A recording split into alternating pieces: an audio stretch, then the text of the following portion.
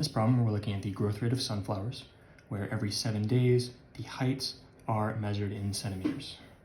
We're told that the function h, defined as h of t, is equal to at plus b, models the height h after t days of growth. We're asked, in this equation, what does a represent? So this is a linear equation. So if you think of it in terms of y is equal to mx plus b, right, we can see the similarities where the dependent variable, y and h of t, are equal to the independent variable, t and x, multiplied by some constant. And then they have the plus another constant on the end, but we're just focused on this term where we have mx and at.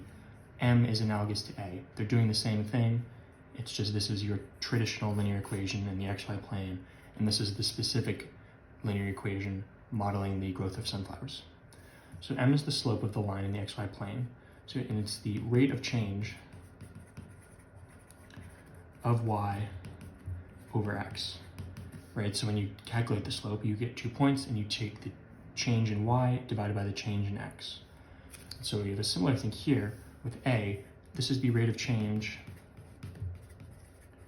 of h of t over t time.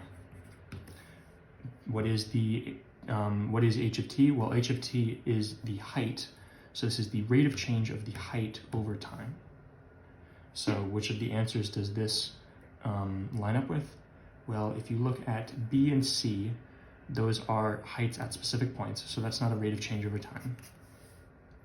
And C is looking for the total increase during the entire period, so that's just like going from 0 to 254.5. That is the change over time, but it's not the rate, right? It's saying, okay, we increased 254, but it's not dividing that by the number of days. Only A, the predicted number of centimeters the sunflower grows each day during the period, is correct, because it's saying, okay, we have A is some constant, and that is measured in centimeters per day. So it's growing A centimeters per day. So A is going to be your final answer.